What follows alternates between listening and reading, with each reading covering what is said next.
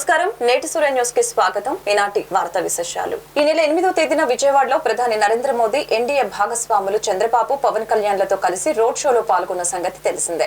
అయితే ప్రధాని రోడ్ షోలో డ్రోన్లు ఎగరటం కలకలం రేపింది. దీన్ని కేంద్ర హోంశాఖ తీవ్రంగా పరిగణిస్తోంది. ఇది ఖచ్చితంగా భద్రత వైఫల్యమేనని వెంటనే విచారణ జరిపి బాధ్యులపై కఠిన చర్యలు తీసుకోవాలని ఆదేశించింది. ఈ మేరకు కేంద్ర హోంశాఖ ఏపీ డీజీపీకి లేఖ పంపింది. ప్రధాని రోడ్ షో ప్రారంభానికి 45 నిమిషాల ముందు రోడ్ షో ముగింపు సమయంలో డ్రోన్లు ఎగరవేశారంటూ తన లేఖలో ఆరోపించింది. ప్రధాని రోడ్ షో చేపట్టిన బందర్ రోడ్డు ప్రాంతాన్ని ఎస్పీజీ ముందుగానే నో ఫ్లై జోన్ గా ప్రకటించింది. ఎస్పీజీ మార్గదర్శకాలు ఇచ్చినప్పటికీ మోదీ రోడ్ షోలో డ్రోన్లు కనిపించాయి. రోడ్ షో ప్రారంభానికి 45 నిమిషాల ముందు ఓ డ్రోన్ ను గుర్తించిన ఎస్పీజీ సిబ్బంది దాన్ని నిర్వీర్యం చేశారు. యూపీఏసీకి టీడీపీ అధినేత చంద్రబాబు లేఖ రాశారు. ఏపీలో ఐఏఎస్ కన్ఫర్మేషన్ ప్రక్రియ చేపట్టడం ఎన్నికల కోడ్కు విరుద్ధమని చంద్రబాబు వ్యాఖ్యానించారు. సీఎంఓలో ఉన్నవారికి పదోన్నతులు పరిమితం చేశారని ఆరోపణలు చేశారు. కొత్త ప్రభుత్వం వచ్చే వరకు కన్ఫర్మేషన్ వాయిదా వేయాలని యూపీఎస్సీకి విజ్ఞప్తి చేశారు. టీడీపీ అధినేత Chandrababu Union Public Service Commission యూపీఎస్సీకి లేఖ రాశారు. ఐఏఎస్ కన్ఫర్మేషన్ ప్రక్రియను వాయిదా వేయాలని కోరారు. ఇప్పుడు కన్ఫర్మేషన్ ప్రక్రియ చేపట్టడం ఎన్నికల నియమావళికి విరుద్ధమని స్పష్టం చేశారు. ఎన్నికల కోడ్ ఇంకా ముగియనందువలన ఇప్పుడు కన్ఫర్మేషన్ ప్రక్రియ సరికాదని చంద్రబాబు తన లేఖలో పేర్కొన్నారు. సీఎంఓలో ఉన్నవారికి పదోన్నతులు పరిమితం చేశారని ఆరోపించారు. కన్ఫర్మేషన్ జాబితా తయారీలో పారదర్శకత లేదని విమర్శించారు. ఐఏఎస్ కన్ఫర్మేషన్ జాబితాను పునఃపరిశీలించాలని చంద్రబాబు యూపీఎస్సీకి విజ్ఞప్తి చేశారు. కొత్త ప్రభుత్వం వచ్చే వరకు కన్ఫర్మేషన్ ప్రక్రియను వాయిదా వేయాలని కోరారు. ఏపీ వ్యాప్తంగా ఆరోగ్యశ్రీ సేవలు కొనసాగుతున్నాయి. ఆరోగ్యశ్రీ సేవలకు అంతరాయం లేకుండా ప్రభుత్వ చర్యలు చేపట్టింది. ఎక్కడ ఆరోగ్యశ్రీ సేవలకు అంతరాయం లేదని ఆరోగ్యశ్రీ సీఈఓ లక్ష్మీ షా స్పష్టం చేశారు. ఆరోగ్యశ్రీ 2 రోజుల క్రితం నెట్వర్క్ ఆసుపత్రులకి 200 కోట్ల బకాయిలు విడుదల చేసింది. మిగిలిన బకాయిల విడుదలపై ఇప్పటికే సీఎస్ జవహర్ రెడ్డి, వైద్యశాఖ special CS Krishnababu Aarogyasri CEO Lakshmi షాతో సమీక్ష నిర్వహించారు. ఇప్పటికే 2023-24 ఆర్థిక సంవత్సరంలో నెట్వర్క్ ఆసుపత్రులకు ప్రభుత్వం 3,566 కోట్లు చెల్లించింది. 2024-25 ఆర్థిక సంవత్సరంలో నెట్వర్క్ ఆసుపత్రులకు తొలి 2 నెలల్లో 366 కోట్ల చెల్లింపులు చేసింది. ఇక ఏడాది కాలంలో రోజుకి సరాసరికి 5,349 మందికి ఆరోగ్యశ్రీలో చికిత్సలు జరిగాయి. మొన్న మే 22 బుధవారం 6,718 మందికి, నిన్న మే 23 గురువారం 7,118 మందికి ఆరోగ్యశ్రీలో చికిత్సలు అందాయి. ఈ విషయాన్ని ఆరోగ్యశ్రీ సీఈఓ లక్ష్మీషా తెలిపారు. ఆరోగ్యశ్రీ సేవలకు అంతరాయం కలిగించవద్దన్న పిలుపుకి నెట్వర్క్ ఆసుపత్రులు సహకరిస్తున్నాయని ఆయన వెల్లడించారు. పొరుగు రాష్ట్రాలలోనూ ఆరోగ్యశ్రీ సేవలు కొనసాగుతున్నాయని, ఎక్కడ ఆరోగ్యశ్రీ సేవలకు అంతరాయం లేదని లక్ష్మీషా తెలిపారు. గుడివాడ ఎమ్మెల్యే కొడాలి శ్రీ వెంకటేశ్వరరావు నాని గురువారం స్వల్ప అస్వస్థతకు గురయ్యారు. పట్టణంలోని రాజేంద్ర నగర్ లోని తన స్వగృహంలో ఆయన నందివాడ మండల పార్టీ నేతలతో సమావేశమయ్యారు. వారితో మాట్లాడుతూ ఉండగా ఉన్నట్టుండి సోఫాలో ఒరిగిపోయారు. అయితే నానికి జ్వరం రావడంతో నీరసించి అలా జరిగి ఉండవచ్చని వైద్యులు చెప్పినట్లు తెలుస్తోంది. ప్రస్తుతం తాను పూర్తి ఆరోగ్యంతోనే ఉన్నానని నాని ఓ వీడియో విడుదల చేశారు. 130 స్థానాలతో టీడీపీ విజయం ఖాయమని, చంద్రబాబు సీఎంగా ప్రమాణ స్వీకారం చేస్తారని టీడీపీ నేత బుద్ధా వెంకన్న జోస్యం చెప్పారు. ఇటీవల జరిగిన పోలింగ్ లో కూటమికే ప్రజలు పట్టం కట్టారని భరోసా వ్యక్తం చేశారు. నారా లోకేష్ ను టీడీపీ అధ్యక్షునిగా ప్రకటించాలని చంద్రబాబు కోరారు.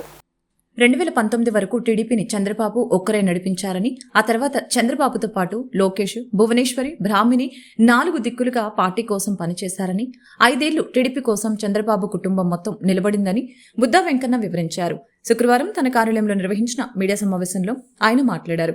గత ఎన్నికలలో 23 సీట్లు టీడీపీకి వస్తే పార్టీ పని అయిపోయిందని, పదవులు అనుభవించిన వారే వెటకారం చేశారని ఎద్దేవా చేశారు.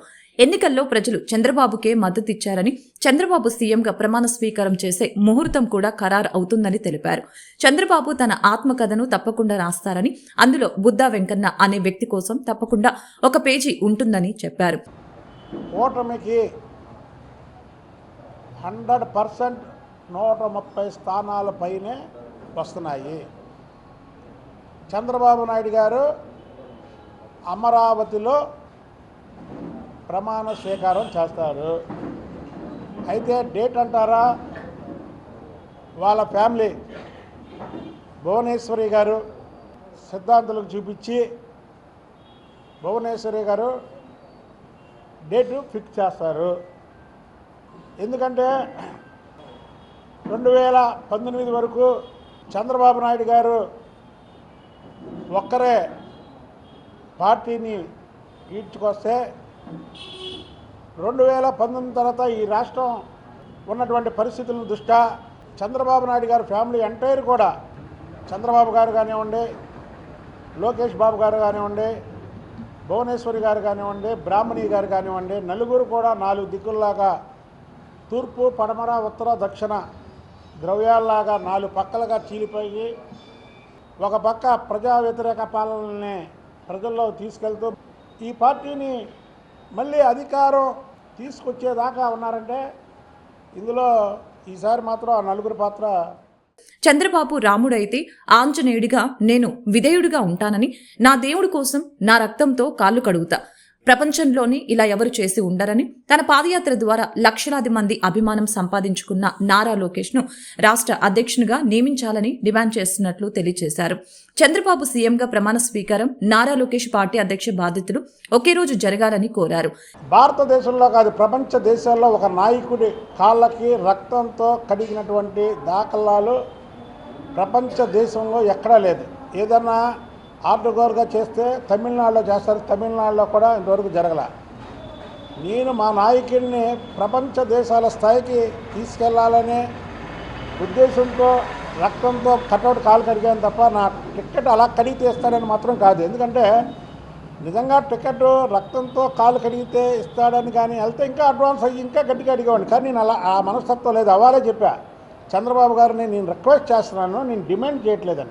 ఆయన నా మీద ఉన్నటువంటి అభిమానం, చంద్రబాబు గారికి నా మీద ఉన్న అభిమానంతో నేను డిమాండ్ చేస్తున్నా. నా కోసం కాదు డిమాండ్, పార్టీ కోసం డిమాండ్ చేస్తున్నాను. నా కోసం అయితే నేను డిమాండ్ చేయను.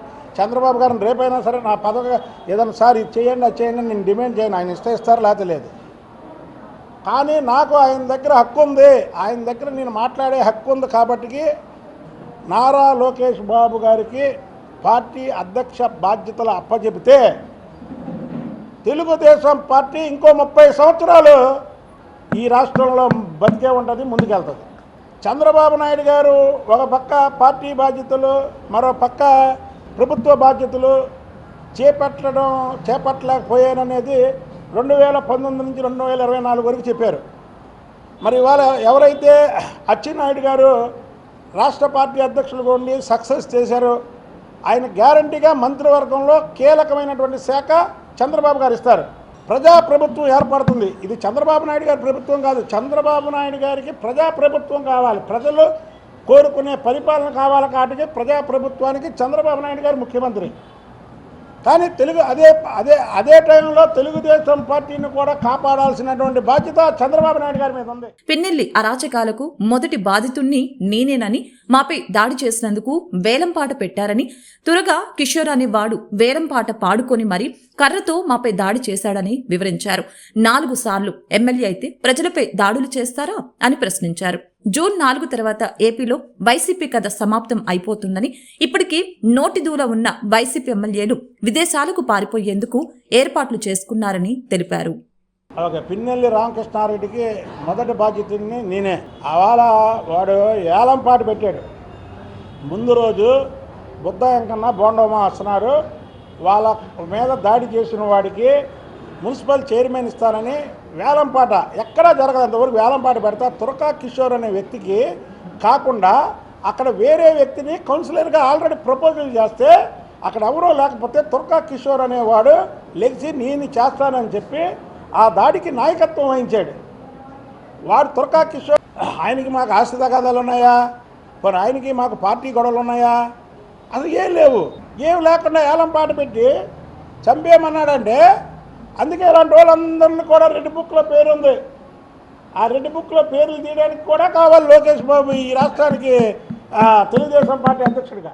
మాచర్ల వైసీపీ ఎమ్మెల్యే పిన్నెల్లికి హైకోర్టులో ఊరట లభించింది. ముందస్తు బెయిల్ పిటిషన్ పై హైకోర్టు కీలక ఆదేశాలు జారీ చేసింది. ముందస్తు బెయిల్ కోరుతూ హైకోర్టును ఆశ్రయించిన పిన్నెల్లికి జూన్ 6 వరకు అరెస్టు చేయవద్దంటూ హైకోర్టు ఆదేశాలు జారీ చేసింది. మాచర్ల వైసీపీ ఎమ్మెల్యే పిన్నెల్లి రామకృష్ణారెడ్డికి ఏపీ హైకోర్టులో ఊరట లభించింది. ఈవీఎం ధ్వంసం కేసులో A1 నిందితుడిగా ఉన్న పిన్నెల్లి ఇవాళ ఏపీ హైకోర్టులో లంచ్ మోషన్ పిటిషన్ దాఖలు చేశారు. దీనిపై సుదీర్ఘంగా విచారణ జరిపిన హైకోర్టు ధర్మాసనం కీలక ఆదేశాలు జారీ చేసింది. జూన్ 6వ తేదీ వరకు పిన్నెల్లిపై ఎలాంటి చర్యలు తీసుకోవద్దని పోలీసుల్ని ఆదేశించింది. జూన్ 6వ తేదీ ఉదయం 10 గంటల వరకు మాత్రమే తమ ఆదేశాలు వర్తిస్తాయని స్పష్టం చేసింది. పిన్నెల్లితో సహా వివిధ కేసులు ఎదుర్కొంటున్న అసెంబ్లీ అభ్యర్థుల ముందస్తు బెయిల్ పిటిషన్లను హైకోర్టు నేడు విచారించింది. తాడిపత్రి టీడీపీ అభ్యర్థి అస్మిత్ రెడ్డికి కూడా హైకోర్టులో ఊరట లభించింది. అస్మిత్ రెడ్డిని కూడా జూన్ 6వ తేదీ వరకు అరెస్టు చేయవద్దని న్యాయస్థానం ఆదేశించింది. కాగా కోర్టు ఆదేశాల నేపథ్యంలో పిన్నెల్లి స్పందించారు. న్యాయం గెలిచింది అంటూ ఫేస్బుక్ లో పేర్కొన్నారు. ఎన్నికల ఫలితాల వెలువడే వరకు కోడ్ నిబంధనలు అమల్లో ఉంటాయని ప్రజలు పోలీసులతో సహకరించాలని వెస్ట్ ఏసీపీ మురళీకృష్ణారెడ్డి తెలిపారు. 144 సెక్షన్ అమల్లో ఉందని ప్రజలు రోడ్లపై గుంపులుగా నిల్చోకూడదని చెప్పారు. ప్రజా సహకారంతో ఎన్నికలు ప్రశాంతంగా జరిగాయని, కౌంటింగ్ రోజున రోడ్లపై వచ్చి ఎటువంటి గొడవలు చేయవద్దని, బాణసంచ కాల్చిన కఠిన చర్యలు తీసుకుంటామని తెలిపారు. కొత్తపేట పోలీస్ స్టేషన్ పరిధిలోని పాత రాజరాజేశ్వరిపేట, కంసాలిపేట పరిసరాల్లో పోలీసులు ఫుడ్ పెట్రోలింగ్ నిర్వహించడం జరిగింది. పాత రాజరాజేశ్వరిపేట ర్యాంపు నుంచి ప్రారంభమైన ఫుడ్ పెట్రోలింగ్ పలు ప్రాంతాల్లో సాగుతూ ప్రజలకు అవగాహన కల్పించారు. 144 సెక్షన్ అమల్లో ఉందని, ప్రజలు రోడ్లపై గుంపులుగా నిల్చోకూడదని చెప్పారు. ప్రజా సహకారంతో ఎన్నికలు ప్రశాంతంగా జరిగాయని, కౌంటింగ్ రోజు కూడా ప్రజలు సహకరించాలని కోరుతున్నట్టు తెలిపారు. కౌంటింగ్ రోజున రోడ్లపైకొచ్చి ఎటువంటి గొడవలు చేయవద్దని, బాణసంచ కాల్చిన కఠిన చర్యలు తీసుకుంటామని తెలిపారు. కొత్తపేట సీఐ గణేష్ పర్యవేక్షణలో పోలీస్ సిబ్బంది స్థానికులకు అవగాహన కల్పించారు. కానీ జూన్ 4వ తారీఖున ఎన్నికల కౌంటింగ్ కూడా ఉంది. ఆ కౌంటింగ్ సందర్భంగా ప్రజలు ఎవరో కూడా ఎటువంటి గొడవల్లోనూ తలదూర్చొద్దని, ఊరికే అనవసరంగా రోడ్ల మీదకి వచ్చి అలర్ట్ చేయడం అది చేయరాదని సెక్షన్ 144 సెక్షన్ కూడా అమల్లో ఉంది. మనకి ఎలక్షన్ కమిషన్ కూడా 6వ తారీఖు వరకు కూడా మనకి ఈ ఊరేగింపులు కానీ సభలో సమావేశాలు నిర్వహించడం కానీ ఇటువంటి ఏమి కూడా చేయరాదని ఉత్తర్వులు వేయడం జరిగింది. మా సిపి గారి ఆదేశాల మేరకు ఈ మొత్తం సమస్యాత్మక ప్రాంతాలన్నింటిలోనూ కూడా ఈ పోలీసులంతటి కూడా మార్చి నిర్వహించడం జరుగుతుంది. అదే రకంగా ఈరోజు కూడా ఓల్డ్ ఆర్ఆర్పేటలో కూడా మార్చి నిర్వహించాం పోలీసులతో.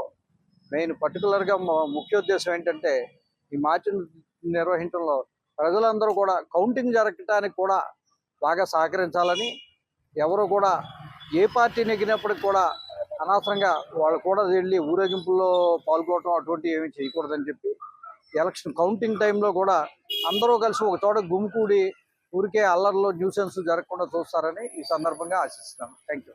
విజయవాడ నగరంలో పలు చోట్ల రోడ్లు గుంతలమయంగా మారింది. ఈ గుంతల రోడ్లపై వాహనదారులు పలు ఇబ్బందులు గురవుతున్నారు. దీనికి తోడు పైప్ లైన్లు, కేబుళ్ల కోసం తవ్విన రోడ్లను సకాలంలో అధికారులు పునరుద్ధరించకపోవడంతో చాలా చోట్ల దారుణ అస్తవ్యస్తంగా మారాయి. రానున్న వర్షాకాలంలో ఇలాగే కొనసాగితే ప్రమాదాలు తప్పవని నగర ప్రజలు వాపోతున్నారు. నగరంలోని రోడ్లన్నీ గుంతలు, కంకరతో నిండి స్థానికులు, వాహనదారులు నానా ఇబ్బందులు పడుతూ ప్రమాదాల బారిన పడుతున్నారు. అధ్వానమైన రోడ్లపై ప్రయాణిస్తున్న అధికారులు పట్టించుకోవటం లేదు. దీనికి తోడు పైప్ లైన్లు, కేబుళ్ల కోసం తవ్విన రోడ్లను సకాలంలో పునరుద్ధరించకపోవడంతో చాలా చోట్ల దారులు అస్తవ్యస్తంగా మారాయి.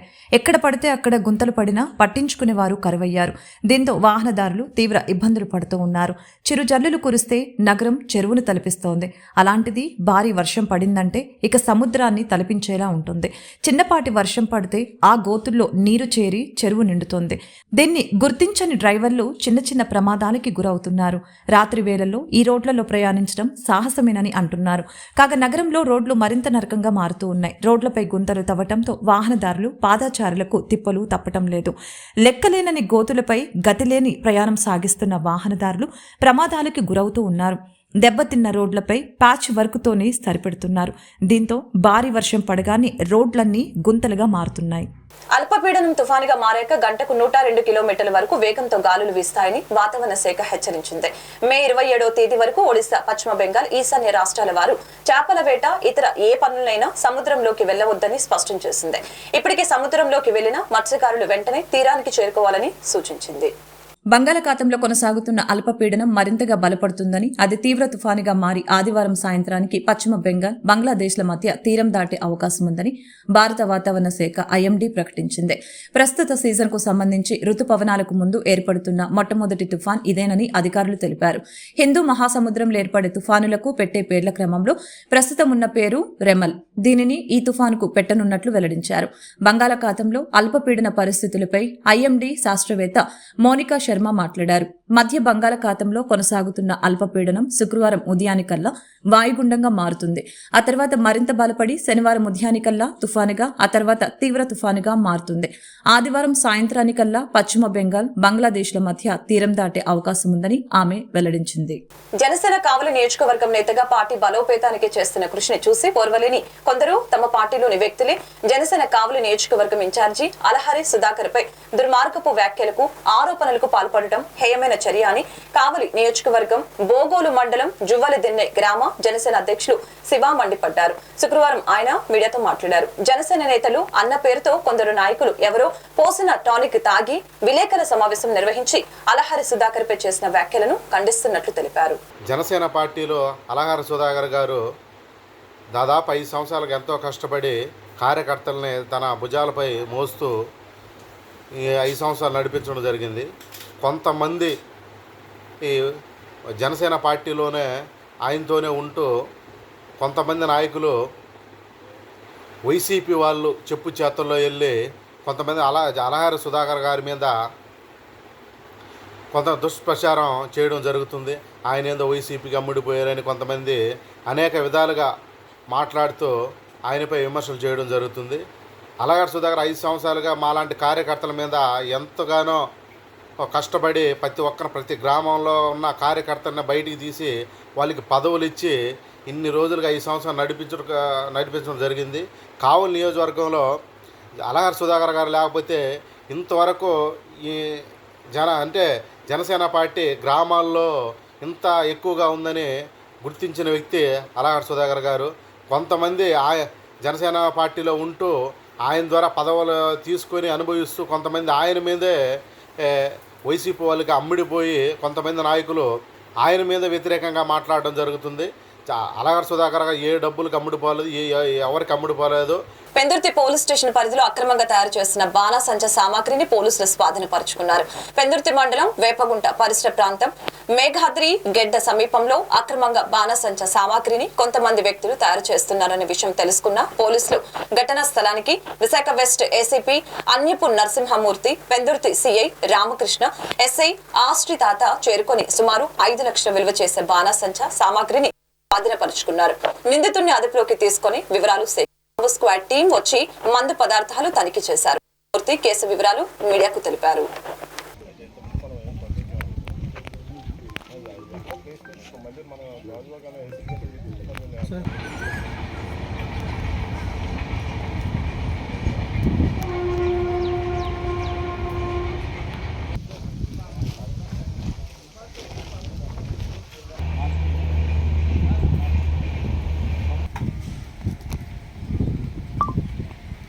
ఎన్నికల కౌంటింగ్ సమీపిస్తున్న సందర్భంగా ఎటువంటి అవాంఛనీయ సంఘటనలు చోటు చేసుకోకుండా అనకాపల్లి జిల్లా పోలీసు అధికారులు సిబ్బంది సమయస్ఫూర్తిగా వ్యవహరిస్తూ ముందస్తు జాగ్రత్త నేపథ్యంలో 4 రోడ్ల జంక్షన్ వద్ద ఆపరేషన్ మాక్ డ్రిల్ నిర్వహించారు.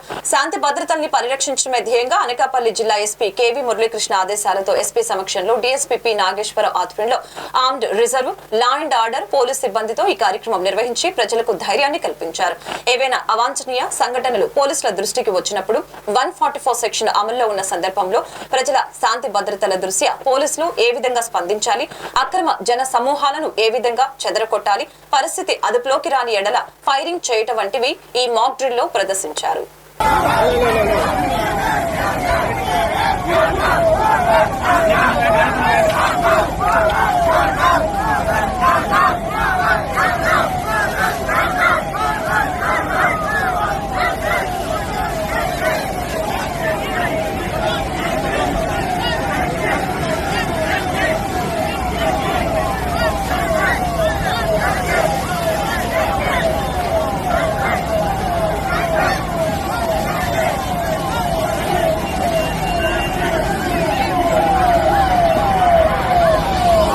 పెందుర్తి వెంకటాద్రిపై కొలువుతీరిన శ్రీ వెంకటేశ్వర స్వామి వారి పంచామృత అభిషేకం ఆలయ వైదికులు శాస్త్రోక్తంగా నిర్వహించారు.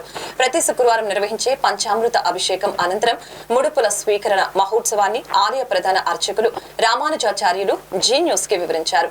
ప్రతి శుక్రవారం నాడు స్వామివారికి పంచామృత అభిషేకాలు నిర్వహించడం ఆనవాయితీగా వస్తుందని తెలిపారు. అభిషేకంలో పాల్గొన్న భక్తుల కోరికలు స్వామివారు తప్పక నెరవేరుస్తారని తెలిపారు. అలాగే స్వామివారికి ముడుపులు చెల్లించడం మరియు మహిమాన్వితమని తెలియజేశారు. 25వ తేదీ శనివారం చైత్రమాసం సందర్భంగా 1008 చూత ఫలములతో స్వామివారికి నివేదన ఏర్పాటు చేయడం జరిగిందని భక్తులు అధిక సంఖ్యలో పాల్గొని స్వామివారి కృపకు పాత్రలు కావాల్సిందిగా పిలుపునిచ్చారు.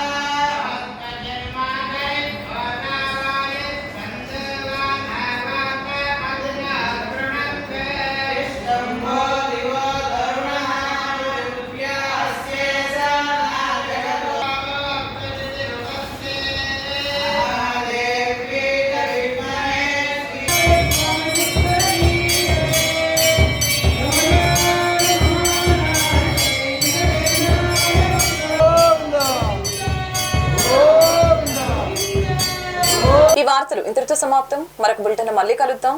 నమస్కారం.